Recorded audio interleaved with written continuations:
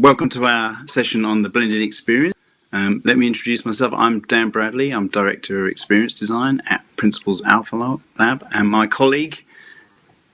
Hi, my name is Munsi. I'm a Strategy Director at Principles. Welcome to the presentation on the blended experience.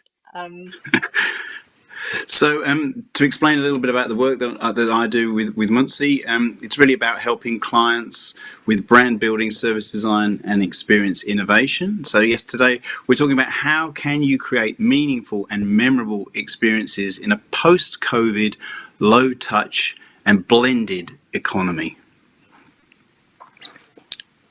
So the pandemic, as this quote from Bloomberg Business demonstrates, is leading not just to a partial economic shutdown, but to real shifts. And some of these will be real lasting shifts from a high touch to a low touch economy, at least until we get a vaccine, which is many months away.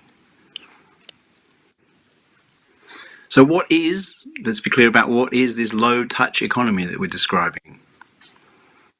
So accelerated by COVID, this low-touch economy is characterized by lower touch interactions, which are creating new sorts of behaviors and permanent industry shifts. This offers brands and startups a real challenge, but within it is an opportunity. And there's some work that's been done about the Board of Innovation, which I think is particularly illustrative of the way that this touches every part of our lives. So from the professional context, where you're seeing, factories and layouts of working spaces being redesigned with the idea of keeping workers safe, and even robots replacing high-risk human-to-human interactions in service businesses. It's affecting, the family context in terms of Zoom babysitters and visiting vulnerable elderly people through glass now, which I see a lot of photos of that on social media. And in the social content, restaurants desperately trying to pivot and innovate. That picture there that you can see is a restaurant which created a series of glass houses for people to have isolated meals in, or meals with their partners. And there's some really interesting work being done around virtual concerts, and there was a Flaming Lips one which you may have seen this week, where they had the whole concert in Zorb balls, so each of the audience was in its own ball and so was the band. So thinking about the low-touch economy, there are several things that it blends together. So this is not just about blending physical and digital. It's about blending convenience and experience, safety and participation, isolation and connection, identity and altruism, packaging and education, and making and community. It's actually really interesting. We're going to go through each of these in turn, but the fact is that when you're blending together two things which are seemingly disparate, this is a fantastic opportunity for innovation and to make surprising connections. And I think you'll find that a lot of the brands that we refer to are actually answering a lot of customer needs in a surprising and novel way. Really answers their aspirations, their hopes, and their needs in life.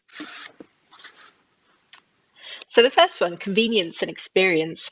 It's often thought that these are poles apart. We've become shoppers of extremes. So either convenience, where we're just looking to get things done as quickly as possible, or where we're looking for a more immersive experience. And often, you do have experiences that do one or the other. But the fact is that people can actually quickly switch between these two modes. And really, this is talking to both System 1 and System 2 thinking. Convenience being System 1 and experience being System 2, in terms of how people are thinking cognitively versus, the touchy-feely kind of experiences. And what you're seeing here, this picture on the right, is a demonstration of Walmart's new store design. And actually, it was under the headline of "Browsing is Dead." So their chief customer officer, Janie Whiteside, said in Forbes, she said, "We've always known that customers want to get in and out of a Walmart as quickly as possible. Not in a bad way, but you don't want to waste time."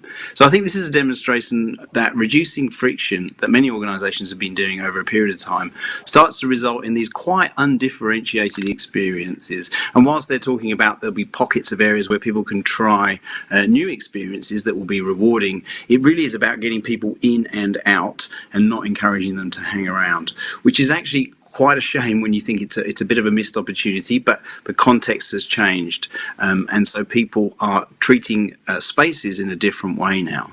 This contrasts with some of the other work that's being done. Sorry, on the next slide. So when you look at what Target have been doing, these spaces are designed in a similar way to be open and accessible, but what they've done specifically is create spaces for serendipity. This is how they describe this. And so just before COVID hit, they'd had the highest footfall numbers in a decade. So they had to quickly translate that to curbside pickup, which grew at a rate of 700% in a year. Now, those two different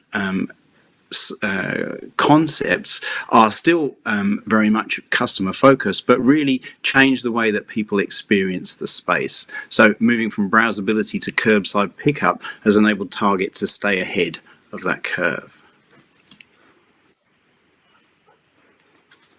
So how can we better understand customers' mode of shopping to flip between those conveniences, that in and out moment, and the chance of serendipitous browsing and experience?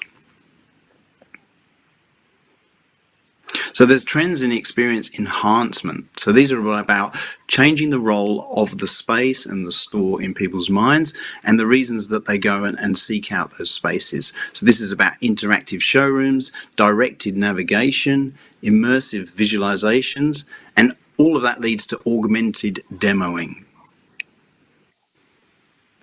An example of this is really around what we're describing as the interactive showroom. So mobile being the preferred method for navigating daily life, and increasingly people have it with them all the time, but it's a tool to engage with your surroundings in a way that it wasn't previously.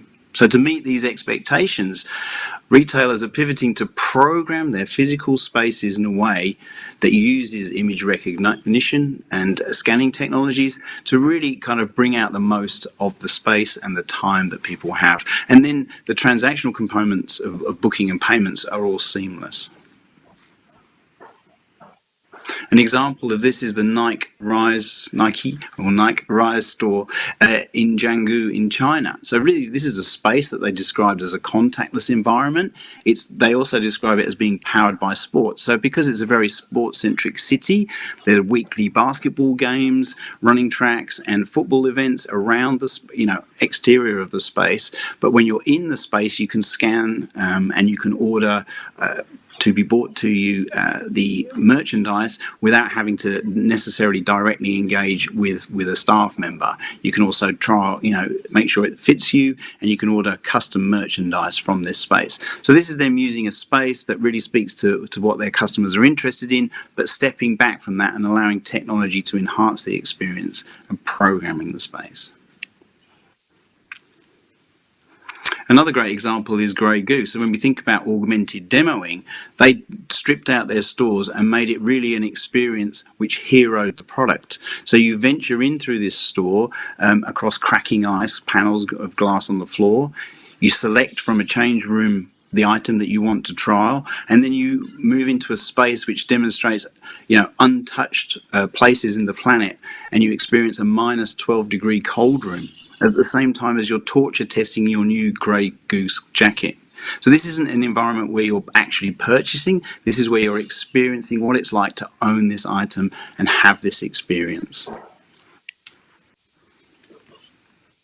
In a similar vein, Manzoni in Milan is a restaurant, a showroom, and a shop all at the same time, where you can actually experience the goods of this British designer in the context. So you're eating, you're sitting at his tables, you're experiencing the lighting. It's a fantastic contextual and experimental space where you're also having a lovely dinner. So you associate obviously all the good memories of your dinner experience with that furniture, and a lot of it actually gets sold in that shop directly. So the question we're asking really is what's the point of your store now? What's the point of a retail outlet? How can you really immerse customers and place your products in the perfect context? So by the time people have actually enjoyed that experience, buying is just automatic. The second thing we're going to talk about is the blending of safety and participation. And obviously, the retail sector has prioritized customer experience for many, many years, but health and safety have not necessarily been at the top of the pile. So the change now is that health and safety can now transition from purely being about compliance to being about genuine competitive advantage, if that health and safety is linked to the brand itself.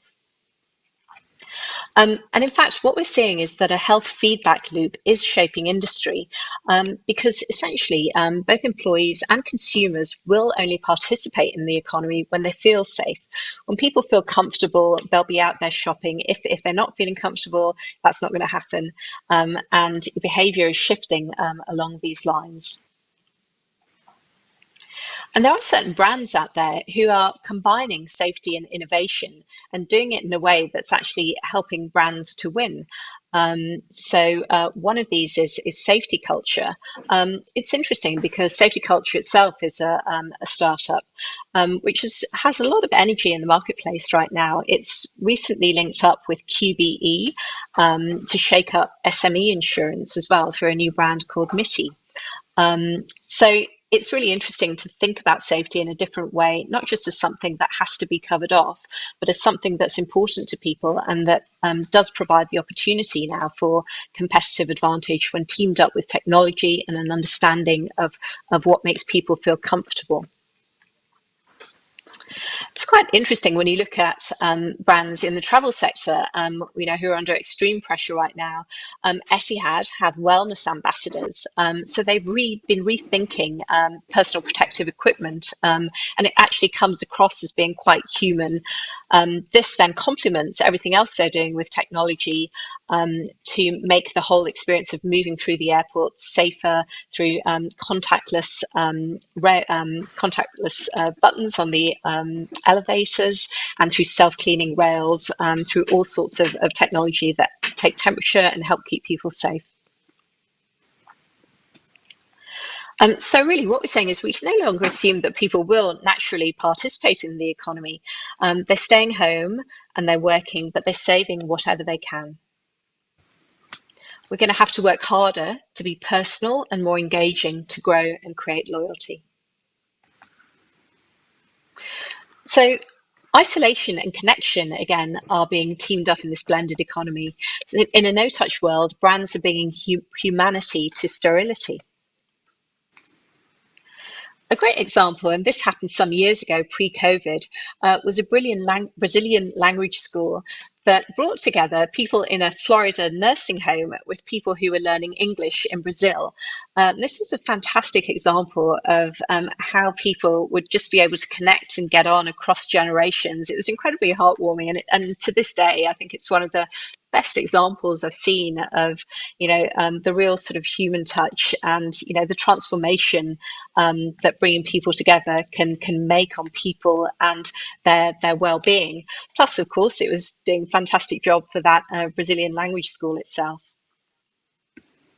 Now, naturally, the COVID world, and it doesn't have to be a technology solution. The language school obviously used video conferencing, but even when it comes down to the human touch of a simple letter that can help connect people and ease the loneliness of lockdown for elderly people, bringing that humanity to this isolation makes a massive difference to people.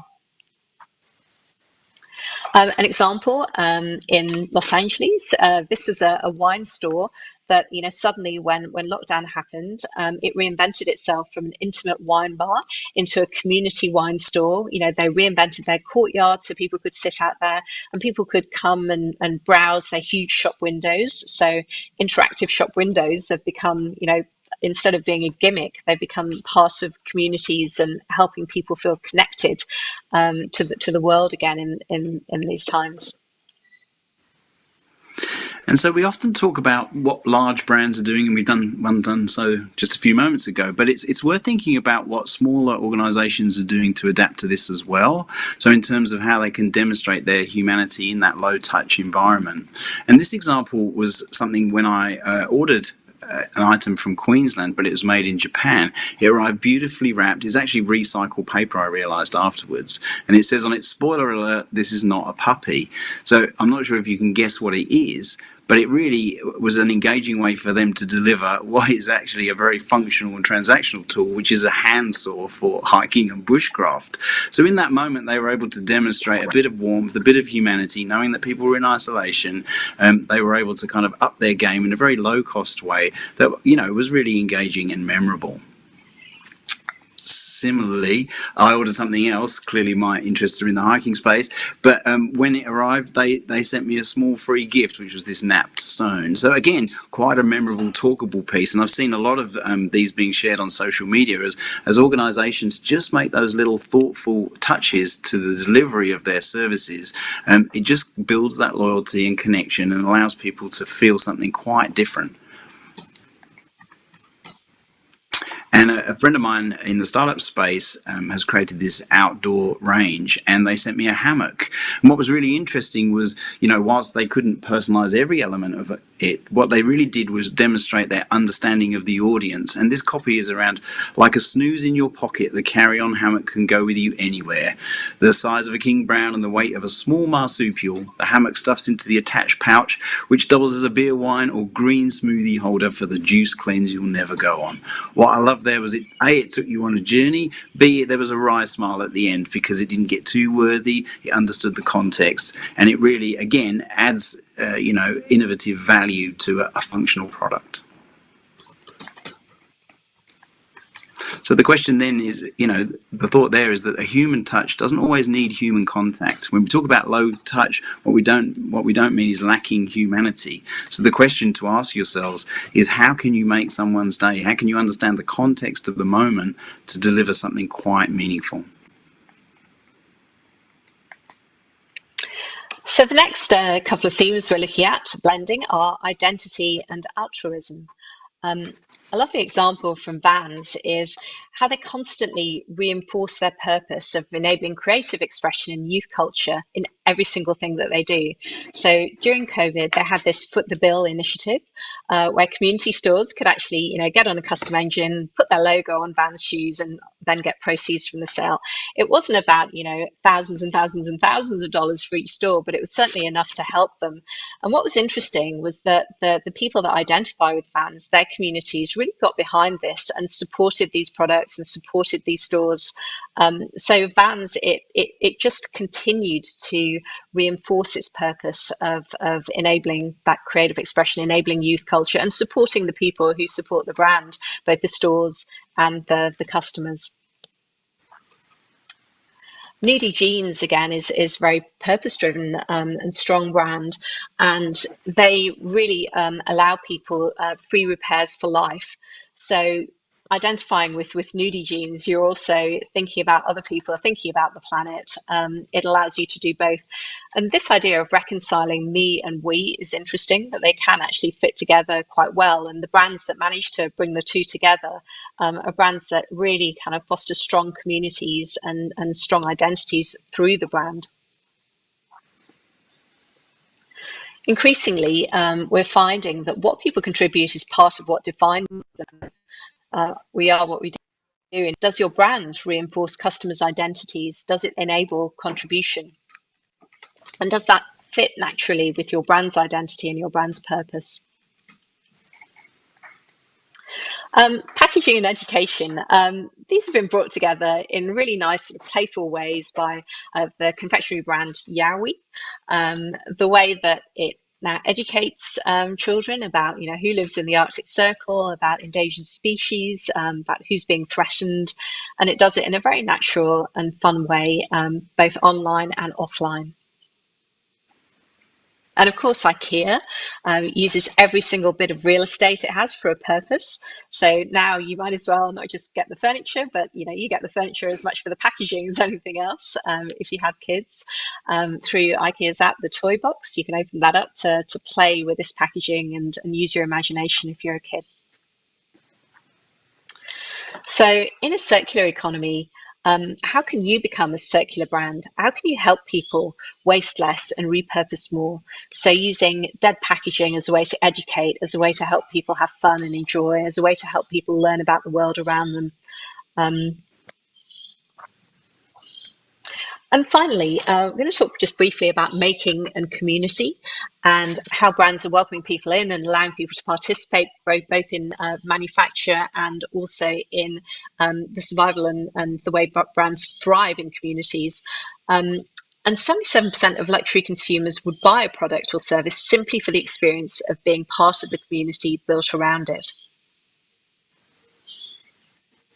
Yeah, so this is really about thinking beyond the sale. So this is before the sale, the context, and then beyond the sale. How do you build that community, knowing that you can create a dialogue with your customers? And a great example of this is, a community around Track Mafia. So they started more or less in the social enterprise space to get inner city people out and physically active. And the way they do that is with night runs, a very cool kind of brand on the left-hand side that is so robust. They've got these big communities. They're starting to remix on the right-hand side their own brand as they do, partnerships with people like Nike. And they have a real sense, a real clarity around what their purpose is, what their goal is, and how they can engage people. And I think there's lovely language in these kind of small pieces. So this is an Instagram post, and you get a sense of the enterprise here and the organization. It's saying, ladies, there's no excuse for not getting out on the track for this Women's Day session. Why would we love you to join us? Well, we believe that though progress is being made in the sport we love, inequality is, still running large. And so what I say at the bottom is really lovely, is we say again, everyone, that's all of you, all levels, always welcome. So they're throwing their arms out to the community there and really bringing them into this space with this brand that understands them, knows what motivates them, inspires and engages them, and creates this ongoing engagement in a way that drives really positive behavior. Another neat example is, Inkbox's Tattoos for Now. They really have very strong brand values of acceptance, openness, trust, and support. And, thinking about tattoos, that's really about where people come from, who they loved, who they love, where they're going, what they want in life. And Tattoos for Now really taps into that and creates a great community around self-expression, where people share their tattoos and talk about their experience. So could your brand become a community platform? Does it have something that naturally brings people together? Could it provide that glue? People want to be part of it if it's something they believe in and enjoy doing. Is there an opportunity there for your brand? So bring this all together. These are the topics we've talked about. The low touch economy is not just about digital, physical. It brings together all these different and disparate elements, and it creates an opportunity for innovation at the intersection of those ideas. And things are really starting to shake up now and become really quite interesting and varied through bringing together disparate concepts. So how do we bring this all together in an experience framework? What can you do with it? Yeah, and sorry, Manzi, if we could just go back to that slide that was there before. I think what we're describing here is the sense of, on the top left, understanding the modes in which people are operating, this convenience and experience. We're understanding their concerns around safety and inviting them in to participate. We're sort of, in a sense, hosting those engagements. We're considering isolation and connection and new ways that we can build that connection. We're understanding in the bottom row their sense of identity and how we can add to that, what our role is, our gift to their world. We're thinking about, before and after the sale, around packaging and education, and what our contribution to the circular economy might be, and how we might, help move that forward. Because ultimately, when we've done all of those things and we've built a brand and we're bringing that to the world, there really is this sense that you accumulate your community around you, and then it's a two-way obligation, right? It's about, how do we serve that community and their evolving and changing needs, but also how do we stay connected to them? How do we listen to them? How do we engage with them? And how do we build something meaningful over time together? That sense of making and community. So, as Manzi was saying, how do we bring all of this together? How might we start to apply all of those understandings and concepts together in a way that allows us to create blended experiences, again, that aren't just digital and physical, but transcend that to be transformational.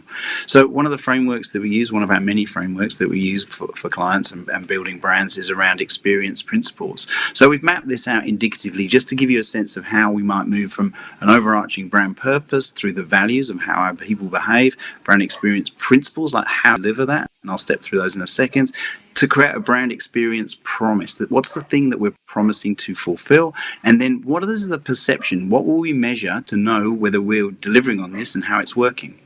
So to start with the brand purpose, populated this with a hypothetical, but this is around: we improve the lives of our customers by helping them experience the world in the ways that they value without it costing the world. That's the circular economy piece. Our work helps them feel engaged and empowered to contribute to society. So you can understand how you might be able to map your brand into this space, your brand purpose, and then dropping down a level into the values. How will our people behave to deliver that purpose? In this instance, we've described this as being empathetic, engaging, effective, and empowering. So the principles that sit underneath that, how are we going to deliver on empathy? Well, clearly we listen to you. This is a dialogue. This is an engagement. And I think some of that changes your interactions with customers and the permissions and opportunities that you create and how you start to develop those feedback loops. Moving into engaging, we shape our service to meet your evolving needs. If we're listening to you and we're empathetic, we know that it's not fixed. It's not set and forget. We're going to keep engaging with you, and we put part of our energy into doing that and evolving our needs, our services to meet your needs. Then in terms of being effective, yes, we'll help you achieve your jobs to be done. There's a lot of functional parameters around jobs to be done, but I know in the startup space that's a big driver. But as we move into empowering, this is about pushing them to greater heights. What can we help our customers do, by understanding them so well and engaging and being effective and dealing with their ongoing needs? What can we help them achieve in their lives? Because this then feeds into the brand experience promise, the one thing we promised to fulfill. In this instance, we help customers move between convenience and experience, but ensure a human touch is there when they need it. So we're allowing that humanity to shine through. And then the customer perception, the thing that we'll want customers to feel and that we'll measure against, we'll measure ourselves against, are we delivering this? We want customers to feel understood. We want them to feel connected, like Track Mafia, kind of just feeding back into that community. We want them to feel capable. Our job is to empower them. And ultimately, if you put all of this together on the bottom right-hand side, you end up with this, ideally creating a sense of real achievement for those people that you're engaging with, those customers that are engaging with your brand and your business. So this hopefully gives you a sense of how you start to map your purpose and your values into principles of experience that you create, the promises around that. So this works for the organization itself, how are the employees engaged in delivering on this, but it also gives us something to hold ourselves to. Do customers feel understood and connected and capable? Can they achieve not just their transactional goals, but those higher goals? So all of the examples that we've demonstrated today, lean into using technology and human touch as well as spaces and the context to create the achievement.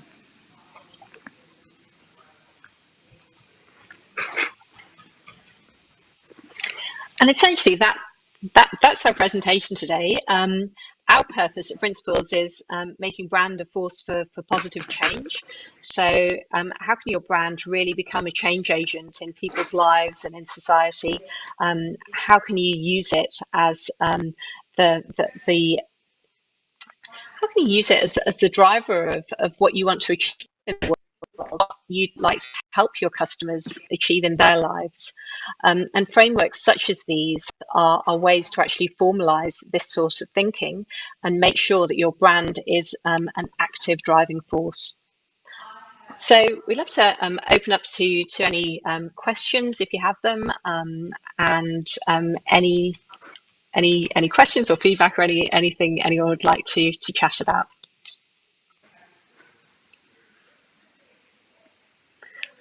I can see there's one question just there. at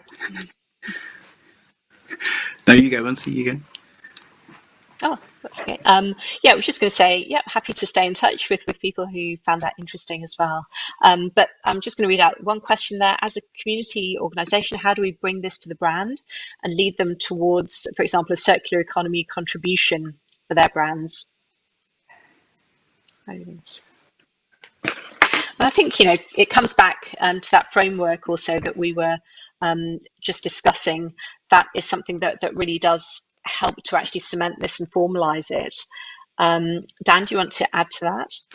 Yeah, just to build on thanks, Nancy. I think once you understand and have articulated clearly your brand purpose and your mission, and then you step that down to your values, quite often organisations find that that's where they stop. But the piece that really starts to activate this and turn this into kind of meaningful engagements going forward is the piece around how do we create those experiences. And so, for example, if you're thinking about a circular economy contribution for their brands, well, then you take it right back to their purpose and their values, and you say, are these actions aligned with our values? Because if they aren't, then you don't do them. And therefore, if you want to encourage a greater circular economy, if it has to be ideally values driven, right? So that they can tie it back to something that they believe. And that's the reason it has to be done in that way, is so that you can create internal alignment with it. Otherwise, it's a constant exhausting battle to engage with people around should they, shouldn't they. But having a framework, as Muncie is saying, is very useful for going back to and referring to and say, remember, this is our purpose, these are our values, these are the experiences we're going to deliver, and we've considered the impact of those experiences and the ways that we measure them. So, part of that metric, we will do it, as in the example, in a way that doesn't cost the earth. And so that's a circular economy parameter where you can start to say, well, okay, are we doing it in a way that is creating the least impact and or the most contribution to the circular economy? Hopefully that answers that question, but it gives an example. And perhaps, we did post the Moody Jeans and Vans, where their work in the circular economy is very much linked to their purpose and their ethos around youth culture, around their very genuine beliefs in sustainability, which they've articulated as part of their brand story. And this is where you're able to participate in that circular economy in a way that's also differentiating for the brand, and helps you stand out and helps you be remembered for who you are as much as for what you're doing. Which leads neatly to the next question. What would be the first 3 key steps of founders of startup to get started with creating community and then community experience that promotes advocacy? So I think, yeah, sure, Dan.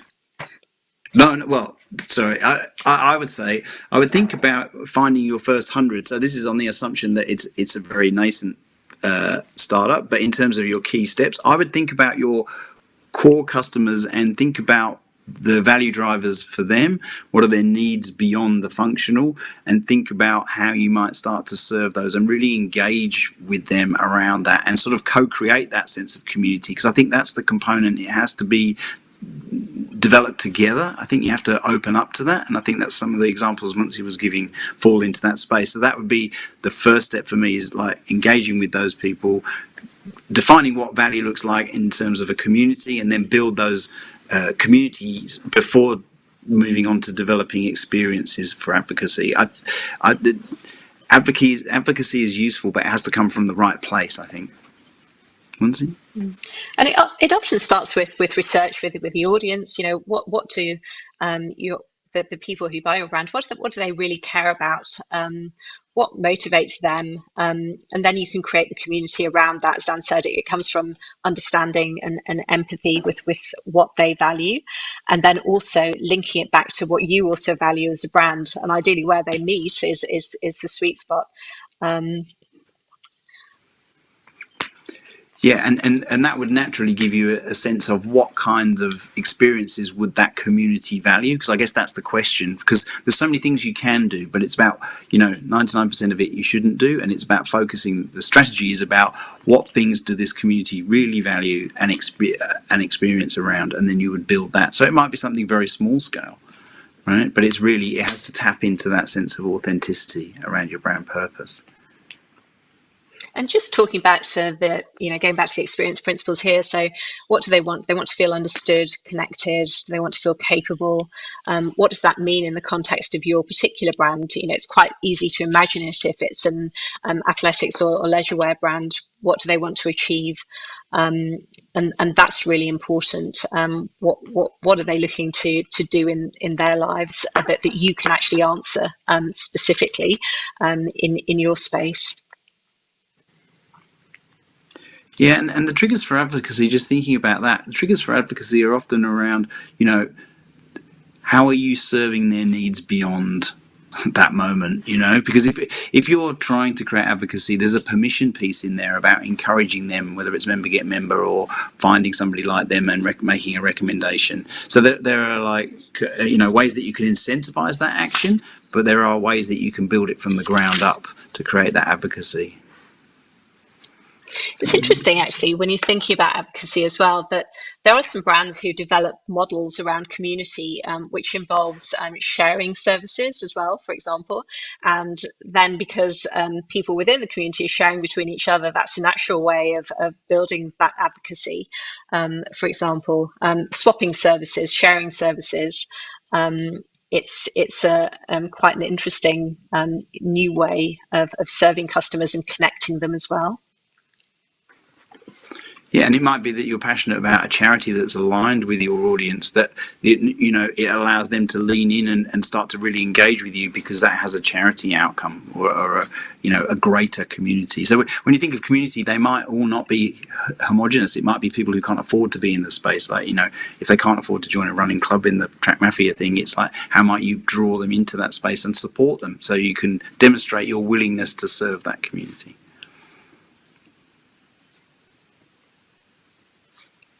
Cool.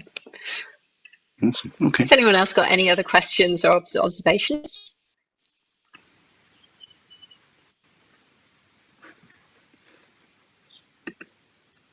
Okay, cool. All right. Well, as we said, we're happy to stay in touch, and just wanted to wish you luck with your particular venture, and please think about this framework and best of luck going forward. Brilliant. All right. Thanks a lot for today, guys, and do get in touch if we can help more. Speak to you soon.